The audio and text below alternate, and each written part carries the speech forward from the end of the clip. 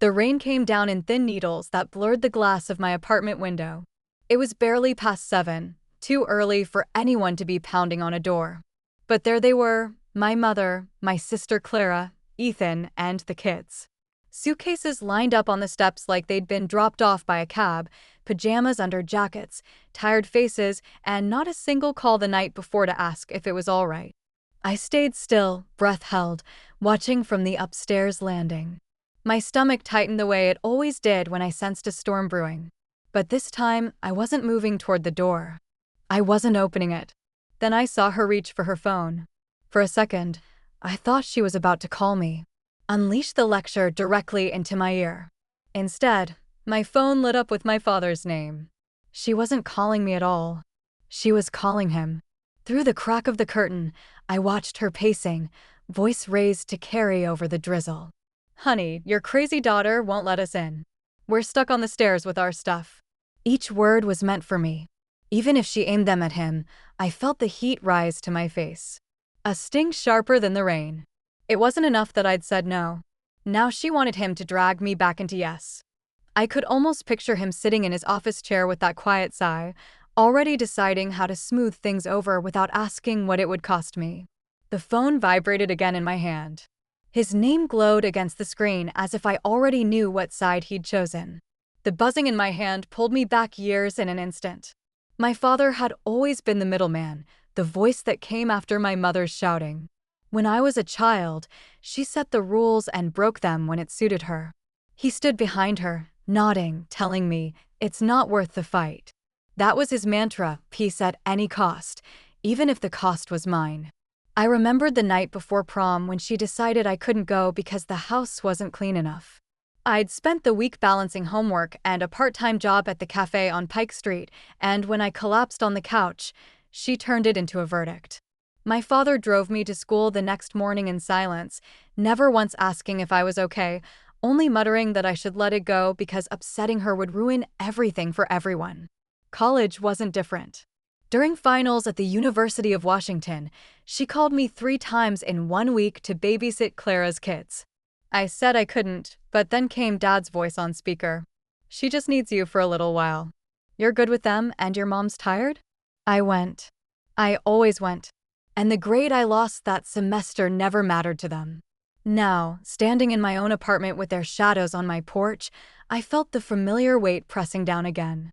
My mother's voice, sharp as glass, and my father soon to follow, softer, but no less binding. It was the same playbook they'd used my entire life, she demanded. He pressed, and I caved. The rain outside tapped steady against the windows as if keeping time with my heartbeat. I stared at the phone in my palm, his name glowing like a command. My thumb hovered, knowing that answering would be the first step toward surrender. Instead, I slid the phone onto the counter and let it buzz itself quiet. The knock on the door grew louder, punctuated by Clara's voice trying to sound reasonable. I stood perfectly still, realizing that this time I didn't have to move at all. From the window, I watched my mother tilt her chin higher. Her voice pitched just loud enough to drift across the street. She knew exactly what she was doing. Every word into her phone wasn't just for my father. It was for the neighbors walking their dogs, for anyone glancing out from their porches. "We're stuck here in the rain," she said, dragging the syllables like chains with the kids with all our bags, and she won't open the door. A man with a red umbrella slowed near the sidewalk, pretending to check his watch, but really listening. My mother's performance had found an audience. Clara shifted her weight from one foot to the other, whispering to Ethan, who kept his eyes on the ground. The kids fidgeted, one tugging at Clara's sleeve, another sitting down on a suitcase. My phone buzzed again. This time it was a text from my father. "What are you doing?" "Just let them in." I stared at the words until they blurred, my chest tightening. He hadn't been there 2 weeks ago when I sent the message about needing space after the procedure. He hadn't been there when I begged for 1 month of quiet to heal. When I said I couldn't carry everyone else's weight while I was trying to stand on my own feet. Now he appeared not to ask how I was holding up, but to tell me to surrender. The unfairness sat heavy, sharper than the drizzle streaking the glass. My mother knew how to spin the story, and my father played along by choosing the simplest path, my compliance. Together, They made me the unreasonable one, the selfish daughter barricading herself against family. The voices outside rose again, each sentence a hook meant to reel me back into the old rhythm. I pressed my palm flat against the counter, grounding myself in the quiet of my kitchen. For once, I wasn't the one knocking. I wasn't the one explaining through the glass. I caught my mother glancing up at the window as if daring me to appear. Instead, I stepped back into the hallway, my pulse steady, waiting for her next move. Her voice outside blurred into background noise as another memory pulled me under. It was 5 years ago, a February night when pneumonia left me shivering under blankets, ribs aching with every shallow breath. I had been told not to leave my room, to rest, to avoid stress. But that night, music pounded through the walls. Laughter spilled down the hallway, and the smell of pizza grease and cheap wine seeped beneath my door. I dragged myself out of bed, blanket wrapped around my shoulders, and found the living room full of strangers. My mother stood in the center like a queen, a glass in her hand, smiling as if nothing was wrong. "It's just a few friends from work," she said, waving me off when I asked what was happening. My orchid had been shoved into a corner, couch cushions displaced to make room for a folding table covered in paper plates. And there was my father leaning near the fireplace, nodding politely to someone I didn't know. He saw me, saw the sweat on my forehead, the tremor in my hands, but his eyes slid away. Not one word, not even a glance that acknowledged the state I was in. He stayed quiet until the last guest left. And when I asked him later why he hadn't said anything, he just rubbed his temple. It wasn't worth the fight. That phrase had followed me like a shadow ever since. It wasn't worth the fight. When my mother screamed, when she lied, when she demanded more than I had to give, his silence kept her throne upright. Standing in my kitchen now, the voices outside pressing harder, I realized the betrayal had never been only hers. It was theirs. She spoke the words, but he carried them in silence, steady as stone. The weight of both pressed down until I felt my jaw tighten through the rain-streaked window. My mother gestured broadly, pulling Clara closer like a stagehand in her performance. I closed the curtain in one sharp motion, cutting off her theater. The kitchen fell still again, and for the first time that morning, I exhaled without shaking. The stillness held me, bracing me for what I knew would come next. The next afternoon, the rain had eased into mist when I heard a light knock on my back door. It wasn't my mother's pounding rhythm, but a careful tap. I opened it to find Ivy, my old friend from college, holding a paper bag of pastries. She lived 2 blocks away now, and though our paths only crossed occasionally, she still had the knack of showing up at the right moment. She stepped inside, setting the bag on the counter. "Your porch was a scene yesterday," she said gently. Half the neighborhood was whispering. I didn't answer. My silence must have told her enough because she went on lowering her voice. "I saw something else, too. At Clara's place, new people moving in with a big SUV. Washington plates, beach chairs, coolers looked like they were setting up for the summer. I checked the listing later. It's up on Airbnb. 2 months blocked out." Her words hit me harder than the knock on the door had. 2 months. Not a week. Not a weekend emergency. This wasn't last-minute chaos. It was a plan. My mother and Clara had rented out the house, pocketed the cash, and decided I'd be the free alternative. Ivy's eyes searched mine. "You didn't know, did you?" I shook my head slowly, the betrayal sharp in my chest. And then another detail came rushing back, my father's voice on the phone. The way he hadn't sounded surprised, only tired. He had known. He had known and said nothing, letting me find out by being cornered. The silence between Ivy and me stretched, filled only by the hum of the fridge. I finally muttered. They wanted me to carry it. All of it. And he let them. Ivy touched my arm lightly. "Then don't." Her certainty startled me, but it felt like air after drowning. I closed the bag of pastries, appetite gone, but her words stayed. For the first time, I let myself believe I could refuse. That night, I checked my own locks twice before bed, already thinking of what else I needed to change. 2 days later, I sat in the leasing office of a brick building on the north end of Capitol Hill, signing my name across page after page. The pen felt heavy in my hand, but not with dread, more like certainty. I'd been living here for 6 months already, subletting from a coworker, but today the lease was mine alone. No one else's name, no cosigner, no shadow of permission hanging over me. The manager slid the final copy into a folder and handed it across the desk. "Welcome officially," she said. I nodded, tucking it under my arm like armor. That afternoon, I called a locksmith, watching him replace the deadbolt. I thought of Ivy's words, how simple she'd made it sound. Then don't. Boundaries weren't selfish. I realized they were survival. Every lock clicked into place with a finality I had never dared claim before. For years, I had let my parents' needs leak into every corner of my life. Now, for the first time, I was sealing off my own. I boiled water for tea as the locksmith left. The quiet in my apartment steadying me. My phone buzzed on the counter, my father's name again. I let it ring once, twice, before answering. "Alpha," he began, his voice low. "Tired. Your mother says this is going too far. Don't embarrass us.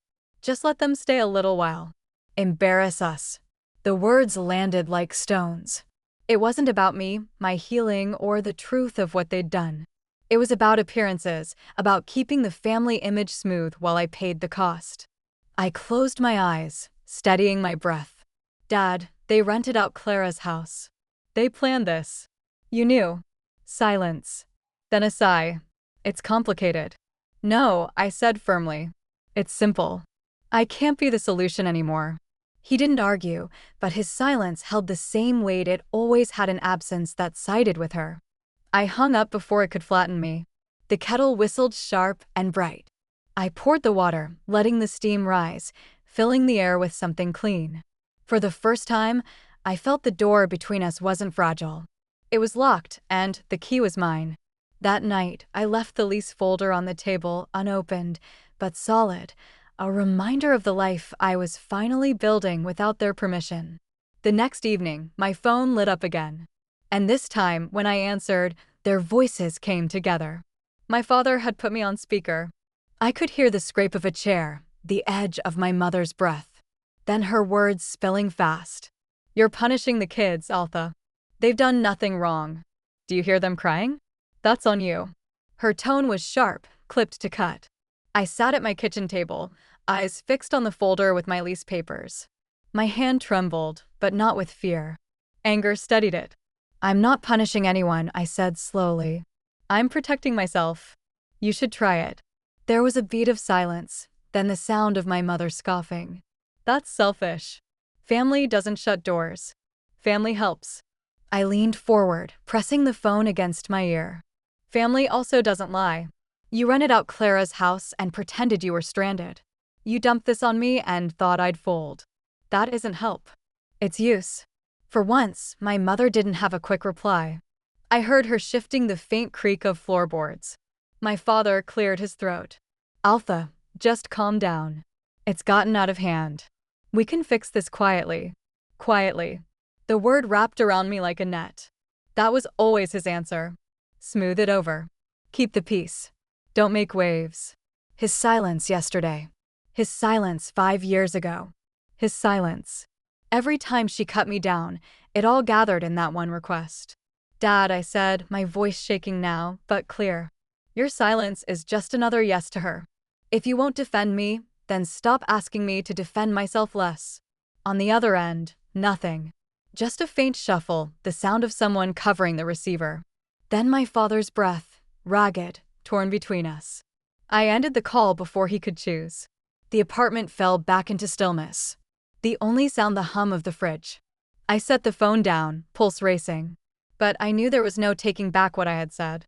I reached for the folder and slid it open, ready to face what came next. Inside the folder lay more than my lease. I had tucked away envelopes after my grandmother's death, papers I hadn't opened in months, because I hadn't wanted to stir the ache. That night, I laid them across the table one by one. The estate documents were neat, her handwriting still steady in the margins. For years, I'd believed my mother controlled everything, that she held the keys to tuition money, to the old house on Bainbridge Island, to every decision that touched us. She had spoken with such certainty, and my father never corrected her. His silence became truth. But here it was in ink. The accounts my mother boasted about weren't in her name at all. The trust for Clara's children had been reassigned to my cousin Leora. The medical directive named Marta Cohen, a neighbor my grandmother trusted more than her own daughter. The deed to the Bainbridge property was still intact, but the clause beneath it was unmistakable. This property shall not be transferred to any heir who disregards the stated boundaries of the estate holder. I ran my finger along the line, my throat tightening. Boundaries written into law. My grandmother had seen what I only now admitted, that my mother's hunger would consume everything if left unchecked. She had written her defense in advance. Quiet, but final. I thought of my father then. All the times he'd said, "It's complicated." All the times he'd chosen not to interfere. He had let her story stand. Let me believe she had the authority. In truth, he'd given it away through inaction, the weight of his silence leaving her unchecked. I stacked the papers neatly again, but their meaning no longer felt hidden. My grandmother had already drawn the line for me. I only had to decide whether to keep standing on it. The hum of the refrigerator filled the room as I slid the folder shut, already knowing the next step would cut deeper than words. The calls stopped after that night. No more vibrating phone on the counter. No more texts asking what I was doing or ordering me to unlock the door. 3 days passed, each one quieter than the last. And for once I wasn't waiting for the next interruption. At first the silence felt unnatural, like the pause before a storm, but it didn't break. I woke each morning to the sound of gulls drifting in from Elliott Bay and the low hum of buses starting their routes down Broadway. The noise belonged to the city, not to my parents. And I let it settle around me. I made coffee the way I liked it, strong. No sugar, no one wrinkling their nose at the bitterness. I ate when I was hungry, not when someone else expected a meal. Even the air inside my apartment felt lighter, no tension pressing against the walls. For the first time in years, I wasn't glancing over my shoulder for their approval. At night, I sat with the folder still on the table, unopened, but steady. Knowing it was there was enough. The words inside no longer threatened me. They anchored me. My grandmother had written a truth my parents could not erase, and I had chosen to step into it. By the third evening, I stopped checking my phone altogether. If their names flashed across the screen, it no longer mattered. Their silence wasn't punishment. It was space. And in that space, I could finally hear my own thoughts without them being drowned out. I locked the door, turned off the lights, and stood in the stillness of my apartment, aware that the next choice would be mine alone. The lease folder sat open on the table. And this time, I didn't hesitate. I signed each page slowly, pressing the pen hard enough that the strokes left grooves in the paper. No father's cosign, no mother hovering over my shoulder, no conditions hidden in the margins. It was my name alone, written clean and steady. When the manager handed me the keys, the weight of the metal in my palm felt like a promise. I walked through the apartment again, every room echoing with possibility. The walls were bare, the windows stray, but the emptiness didn't feel lonely.